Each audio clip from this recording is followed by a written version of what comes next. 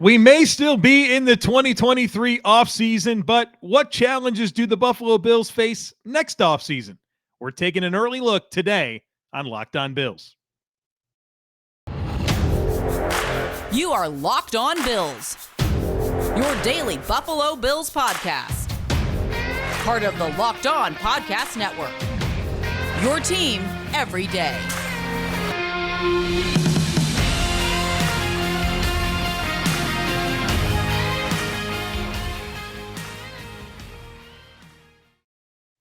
What's up, Bills Mafia? It's Joe Marino, author of Go Bills and Buffalo's Run, also the co-host of the Locked On NFL Scouting podcast, and I'm your host of Locked On Bills.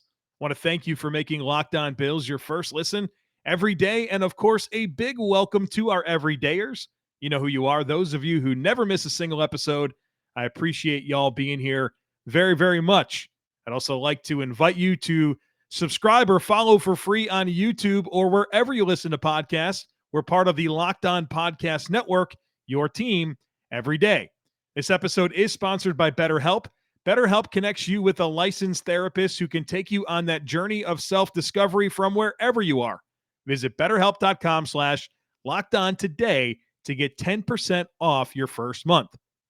Well, folks, we're going to talk about the 2024 offseason on today's podcast. And maybe you think that's crazy. I don't. This is stuff that Brandon Beane is thinking about right now. And so let's also think about it right now and be aware of some of these big decisions that are coming up within the next year. And I like to do this during the current offseason after the draft because it feels real, right? We've seen the team very recently navigate its own set of circumstances for the 2023 offseason.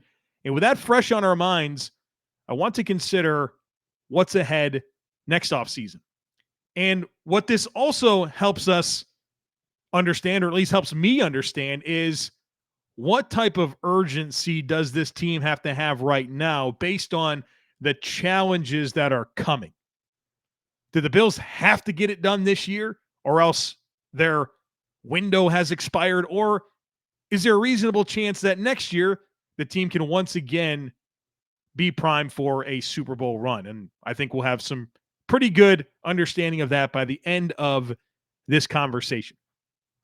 So let's look at this through the lens of cap space, draft capital, expiring contracts, the fifth-year option, cut candidates, restructure candidates, all this stuff. There's a lot for us to consider here today on this podcast as we take this early look to the 2024 offseason. But let's start with cap space, right? That's where you got to start the conversation when it comes to the offseason. Where are the Bills when it comes to the salary cap? And right now, they're over by about $3 million. And that's pretty good compared to where they've been the last few years. They're only scheduled to be over by about $3 million. Now, look, all of this information is going to be fluid to an extent, right? There's things that can happen over the course of now and next offseason that's going to impact these numbers, but it gives us a nice ballpark range for us to consider. Now, that $3 million does assume a base salary cap of $256 million. So that's going to be a bump, right? We're expecting another bump in the cap. This year, it's $225 million. And so another healthy bump up to $256 million next season. And so you can thank the new TV deal and the Sunday ticket going to YouTube TV. All of that helps elevate the salary cap. Now, we have the Bills at over by about $3 million at the end of the show. In the third segment, we'll get into how they can create a bunch of cap space. But I want to bring up some of the relevant teams in the AFC and let you know where they are cap-wise. And when I say relevant teams, I mean the AFC East, the Chiefs, and the Bengals. So when it comes to the AFC East, you've got a wide spectrum. You got the Patriots. Now, the Patriots are loaded with cap space, $134 million at their disposal next offseason. Tons of cap space. The Dolphins are projected to be $14 million over the cap. The Jets are projected to be $41 million over the cap. Now, look, all of those teams are going to have their own set of circumstances to create cap space. So all of that's going to exist. But right now, it's the Patriots with 134, The Bills with negative $3 million, the Dolphins with negative $14 million, and the Jets with negative $41 million. Now, how about the Chiefs and the Bengals? Well, the Chiefs are scheduled to have $72 million in cap space. That's not great, right? They're going to have a real chance to add to their roster. Now, I will say this. They've got some stuff coming up here. They got Chris Jones. His contract's got to be taken care of. Travis Kelce's going to be coming up. There are already some reports about redoing Patrick Mahomes' deal, Creed Humphrey, Trey Smith, right? They got some players they got to deal with in terms of paying them. But that's a good spot to be, right? $72 million in cap space projected. How about the Bengals? $82 million in cap space. Now, they have their own set of circumstances, too. They got Joe Burrow. They got Jamar Chase, T. Higgins, some big-time salaries that they have to consider, in addition to only having 29 players right now under contract for 2024. And so that feels like a big number for Cincinnati, but you can see very quickly how they're going to need to utilize that to fill out their roster. So that's where the Bills sit right now in terms of projected cap space, over by about $3 million. Now, let's get into the draft capital conversation. What do the Bills have entering right now the 2024 NFL draft? And they're looking pretty good. They got a fair amount of draft picks. We kind of touched on this a little bit, but part of the conversation today is I want to acknowledge what they have, and I want to tell you 3 things about what I think can happen with this draft capital. So right now, they do have a first-round pick, their own first-round pick, their own second-round pick, their own third-round pick. They're scheduled to get a third-round compensatory pick for losing Tremaine Edmonds. That should be around pick 100, I would assume. They have their own 4th, their own 5th, their own 6th, a 6th-rounder from Houston. So you think that pick's probably going to be around 180, 185, somewhere in there. So a decent selection there when it comes to 6th-round picks. And then, of course, their own 7th-round pick right now. So 9 picks, all of their own selections, plus a 3, plus a 6. Now, I bet you probably agree with this. I don't see the Bills drafting 9 players next year. What do I see? I see 3 things. Number 1, potentially adding more picks by trading players at the end of camp. We know that Brandon Beane is notorious for doing this. Every year it seems like he's able to flip a player that he's going to cut for a draft pick, and I'm sure that opportunity will be available again this year. So maybe it'll go up a little bit. Now, even if it does go up, let's say they have 10 picks, 11 picks, I don't think they're going to pick 10 or 11 players. So this is where I think you'll see some of that go away. I think you can see some of this draft capital used for an in-season trade before the deadline. Now, hopefully there's no crazy injuries, but let's be real about it. It's the NFL. Players get injured all the time. The Bills could have an injury that provokes Brandon Beane to part with one of these picks, maybe maybe one of these 3rd-round picks, to go get a player at the deadline, whether it's to add to the team or to compensate for something that they lose potentially through an injury. And then, of course, the most likely path is that Brandon Beane uses this quote-unquote extra draft capital to move up, right? Brandon Beane moves up in the draft. It is just what he does, right? Especially in the first round. He's done it 4 times now. Josh Allen, Tremaine Edmonds, Kyer Elam, and Dalton Kincaid. He stayed put and picked Ed Oliver at 9 and Greg Rousseau at 30. That's it. And so if he does enter this draft, this coming draft in 2024 with an extra 3, couple extra day 3 picks, we can go ahead and start thinking about who he's going to move up for, because that is what history tells us. He's even said it out loud. He says, look, I get antsy. I got to go up and get guys. And so I think we have to operate with the expectation that that's exactly what he's going to do, right? When somebody tells you who they are, believe them. Brandon Beane is a guy who trades up in the first round. And so I expect that to be the case in 2024, especially if he comes into the event with 9, 10 draft picks like he's currently scheduled to have. This show is brought to you by BetterHelp. It's so easy to get caught up in what everyone else needs from you and never take a moment to think about what you need from yourself. But, you know, what's challenging is you can spend all your time giving it to other people, and you can be really stretched thin and even get to a point where you're burned out. Therapy can give you the tools to find more balance in your life so you can keep supporting others without leaving yourself behind. If you're thinking of starting therapy, give BetterHelp a try. It's entirely online, designed to be convenient, flexible, and suited to your schedule. All you do is fill out a brief questionnaire to get matched with a licensed therapist, and you can even switch therapists at any time for no additional charge. Find more balance with BetterHelp. Visit betterhelp.com/lockedon today to get 10% off your first month. That's BetterHelp, HELP.com/lockedon.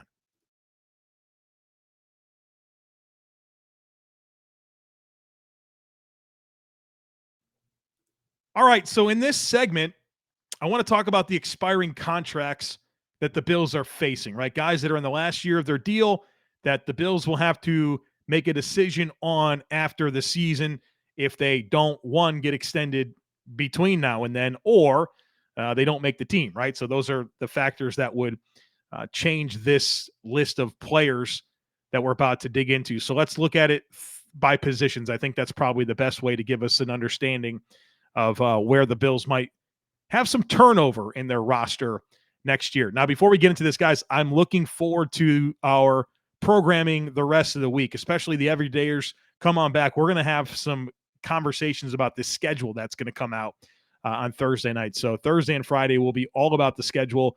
Make sure that you come on back and don't miss that. So let's get into these expiring contracts. We'll start with offense. We'll start with quarterback. There's one expiring contract at quarterback, and it's Kyle Allen. Kyle Allen is scheduled to be a free agent after this season. He's also scheduled to be Josh Allen's backup. Now, there's two trains of thought that I have here. Is number one, well, the Bills are going to be right back into this needing a backup quarterback again, right? This has been a year-over-year thing where it's been Trubisky 2 years ago, it was Case Keenum last year, and now it's Kyle Allen. Now, there's also a chance that Kyle Allen just kind of settles in, right? And he is the Bills' backup quarterback, right? I think that's possible. He's tight with Josh Allen. He's not a player that's really going to be in big demand to go somewhere else. Now, maybe he'll get a big showcase opportunity with the Bills if Josh Allen gets hurt and he plays great and all of a sudden he's in demand and he's the next Matt Flynn, right? We've seen this kind of stuff happen. But I would say that's unlikely. And so either the Bills are going to have to continue this yearly exercise of finding a backup to Josh Allen, or maybe it's just going to be Kyle Allen. And so we'll see how that plays out. But right now he's only on a 1-year deal. At running back, you got two players, Damian Harris and Latavius Murray. The Bills have James Cook and Nyheim Hines signed beyond next season. But Damian Harris and Latavius Murray, 1-year players, right? And those are the bigger backs that can play downhill. They can pass block. They're veterans. And it's honestly the skill sets that are the easiest to find. And so whether the Bills bring them back or they get other versions of those players, that's what the Bills are facing at running back. At tight end, there is one expiring contract. It's Quentin Morris, and he's an exclusive rights free agent. So very, very unlikely the Bills would lose out on bringing him back to the football team. So not a whole lot to be concerned about at tight end. It's the Dawson Knox and Dalton Kincaid show there. And it will be hopefully for a long time. And we love what that combination of players gives this team. At wide receiver, you got a couple of names here. The big one is Gabriel Davis, the other being Trent Sherfield. Gabe is a player that just based on the messaging, the way that Sean McDermott and Brandon Beane talk about this guy, I have a hard time believing that they're going to let him go. And I think he's trending towards kind of being a $12 million a year receiver. I think a deal comparable to what we saw Jacoby Myers get with the Raiders could be something along the lines of what I'm expecting for Gabriel Davis. Now, obviously, this season will have a big impact on what that deal looks like. But if it goes the way I think it will, he winds up having 60 catches or so, 700, 800 yards, 6, 7, 8 touchdowns. He'll be in line to get a deal around $12 million per season. And then Trent Sherfield's going to be interesting because I think he's going to bring some value to this team. He's going to block. He's going to play teams. He adds a little bit of size, high character guy. He's a worker. I can see the team really liking him. And right now I think he's kind of the wide receiver 5/4. And I'm interested to see how this plays out. But Trent Sherfield, the opportunity here is going to be interesting, but I can see him being a player the Bills really look at as one of those glue guys for the long term. On the offensive line, Three players here: David Quessenberry, David Edwards, Ike Bucker. All three players that I think have a very good chance of making this roster. Quessenberry looks like he's going to be the swing tackle again this year. David Edwards is a player that I think is a starting caliber guard in the NFL that the Bills are going to be very fortunate to have as a depth player. And then Ike Bucker, who's just always around, right? This guy keeps coming back, even with the Achilles injury, where the Bills knew he probably wasn't really going to be a factor last year, and they still re-signed him. And so we'll see if the Bills ever move on from Ike Bucker, but those three expiring contracts when it comes to the offensive line. On the defense, at defensive end, you've got A.J. Epinesa and Shaq Lawson. Maybe you think no big deal there. A.J. Epinesa had 6.5 sacks last year, and you can say whatever you want about A.J. Epinesa. I know that he's not a beloved member of this football team, but if he has another 6 sacks, somebody's going to pay him some money. The NFL pays for sacks traditionally. And so if he goes out there and has, again, like another 6 sacks, someone's going to pay him like probably $7-8 million a season, something like that. He'll get a few bucks out there. And then Shaq Lawson on a 1-year deal. We'll see what happens there. At defensive tackle, all of them, right? We've mentioned this quite a bit. All of them are expiring contracts. Ed Oliver, Daquan Jones, Poona Ford, Tim Settle, Jordan Phillips. So they add in Poona Ford, and it's yet another expiring contract. And, I don't think they're all going to leave. I think the Bills will bring back some of them. But it'll be interesting to see how they sort that out. Ed Oliver, I think if he has another season like he's had the last two, I think he'll be about a $12 million a year defensive tackle. And I don't know if the Bills are going to want to commit that to him. You look at some of these other defensive tackle deals that have been going on. You've seen Jeffrey Simmons. What do you get? $23.5 million a season.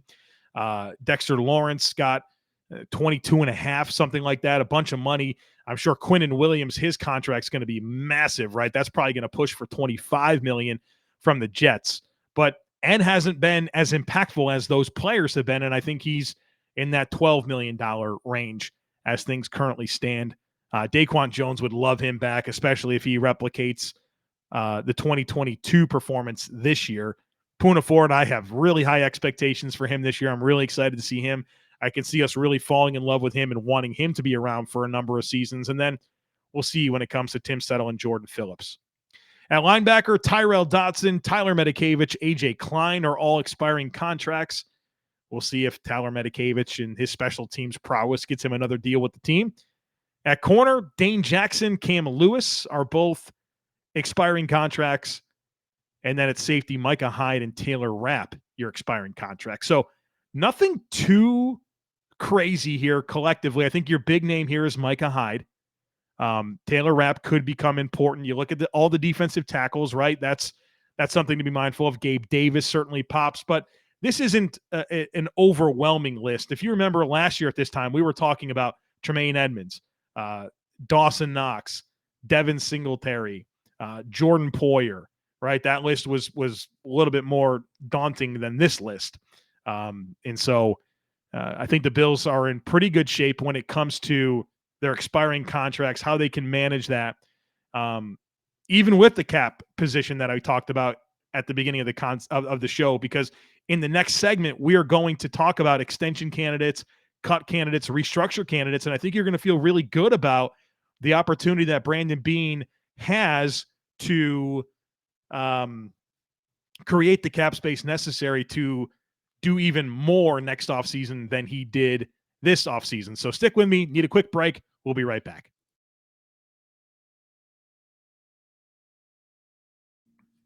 All right, so let's close this thing out by looking at the 5th-year option decision that the Bills are facing: extension candidates, cut candidates, and restructure candidates. So the Bills didn't have to make a decision on a 5th-year option this year because the Bills did not have a first-round pick in the 2020 NFL draft because they traded it for Stefon Diggs, and that looks like a pretty good trade to me. But they're back in the 5th-year option conversation next cycle, and that decision will be on Gregory Rousseau. And so here's what they're facing. Right now, it's looking like it's going to be around $12 million to pick up the 5th-year option for Greg Rousseau. And that number is based on what this year's number was for defensive ends. Now, I expect that to go up a little bit. Maybe it's 13, maybe it's 14 million, but it'll be somewhere in that range. Again, there's ballparks here. If he makes the Pro Bowl, if he's an original ballot Pro Bowl selection, it's going to go up a lot. It's going to go up to 17.5 million at least, because that's what it was for that criteria for this year's crop, right? All the guys that had to make a decision earlier this month in May. So it's going to be on the low end around 12, on the high end around 18, but again, probably a little bit more. And so that's the decision the Bills will have to make. If he's continuing the trajectory that he's been on, I think this will be a very obvious decision to pick this up. He's a young player that's been a starter that looks like he can be a foundational piece of this roster. Obviously, we want to take another step, be even more impactful, all of that, right? But I think he's on a good trajectory right now. But that's the fifth-year option decision that Brandon Beane will have to make before somewhere in the early next May. All right, so let's get into these extension candidates, cut candidates, restructure candidates. So the extension candidates, and these are going to be players that are not expiring contracts, right? So they're not free agents, but they'll be free agents after 2024. And I honestly expect something to happen with both of these deals. I have two players here. One of them is Taron Johnson. A lot of flexibility for Brandon Beane next offseason when it comes to Taron Johnson's deal. So 2024 is the final year he's under contract. And right now in 2024, he's scheduled to have a $10.2 million cap hit.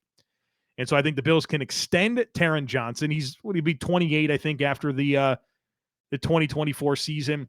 Sign him for 2 or 3 more seasons, kind of spread that money out a little bit. And so you do this thing where you get more years of Taron Johnson, who's a critical piece of this defense, but also you save a little cap space. And so I think that's very much something I expect to happen. The other one's Dion Dawkins, a very similar situation where 2024 is the last year of his deal. He's scheduled for a $15.3 million cap hit in 2024, and there's already 2 void years on his deal for 2025 and 2026. And so I can definitely see the Bills re-upping Dion Dawkins for another 3-4 years, something like that, to do what I just said with Taron Johnson. Save some cap space, but also keep yourself tied to a core foundational piece of your roster. So your extension candidates that really pop for me are Taron Johnson and Dion Dawkins. And again, those are extension candidates that are not expiring contracts. Now let's get into some cut candidates here. And this is a little bit more of a robust list than this year, right? Like a couple of years ago, if you remember, I was like, yeah, there's some really obvious cut candidates. This past year, there really wasn't, right? There wasn't a lot of guys that the Bills could really just cut and save some money. Next year, there's going to be those players. And we'll start with we're going to get to all the reasonable possibilities. I'm not predicting all of this. I'm just sharing what Brandon Beane has in his back pocket. And the headliner here is Mitch Morse. The Bills can cut Mitch Morse after this season and free up $8.5 million. And that'll be something they have to consider. Now, they can consider that to the point where they extend him, right, and get some benefit to reducing his cap hit, adding an extra year, all that type of stuff. But obviously, there's some dynamics there that they need to consider. And so as you think about Osiris Torrance being here, and you think about Ryan Bates and potentially being a center, like you can really kind of talk yourself into this possibility after the season. Saron Neal, the Bills can cut him and free up $2.8 million. Not predicting it, but it's something worth mentioning. Nyheim Hines, the Bills can cut him and save $5.5 million. And it'll be very similar to this offseason where something is going to happen with his deal. He's either going to get extended or reworked, but he's not just going to play for $5.5 million. I don't think that'll be the case. And the Bills can just flat out cut him and free that up. Jordan Poyer. We talked about this, right? It's a 2-year deal that can really be a 1-year deal. And the Bills can move on from Jordan Poyer after this season for $5.5 million in cap savings. Deontay Hardy. The Bills can move on from him and free up $4 million in cap space. And so maybe he comes in and he's awesome and you want to continue with him. Maybe he comes to Buffalo and the turf toe is something he never really recovers from and winds up being a dud of a free agent signing. That's totally possible. If that's the case, the Bills can very quickly get out of his deal and free up $4 million for the 2024 cap. The last player I'll mention here is Ryan Bates. The Bills can cut him and free up $3.1 million. Now, I don't expect the Bills to do that if Mitch Morse is cut as well. So just want to make sure you're aware of the cut candidates that have some level of logic and some level of meaningful savings to consider. The last thing I'll mention here is the restructure candidates, and Brandon Beane has some nice levers he can pull here. Josh Allen, you can restructure him and free up $18 million. And that's the beauty of that long-term deal, right? A 6-year extension gave the Bills a lot of flexibility. You saw them use it this year. I think they'll probably use it again next year. $18 million freed up. Stefon Diggs, $14 million freed up if you restructure him. Von Miller, $13 million freed up. Now you got to get a little bit nervous about Von because he's aging, right? And you restructure, you push out money, you're kind of tying yourself to that player for longer. But I think Von Miller is at least going to be on the team, of course, this year and next year. And then you kind of evaluate and see where it's at. But you can free up $13 million by restructuring Von Miller with a base contract restructure. Trey White, you can do it and get $5 million. Dawson Knox, $3.1 million. Connor McGovern, $3.1 million. So the bottom line here is the Bills are going to be in pretty decent shape next offseason. Better shape than they were this year. They got more draft capital, more cap space, more opportunities to cut, to create cap space, and a less daunting list of free agents to deal with. And so I did all of this research. I had this conversation with you, and the central point that I think this got to was, the Bills are looking like they're very much primed to stay the course here and be a Super Bowl contender for multiple seasons down the road.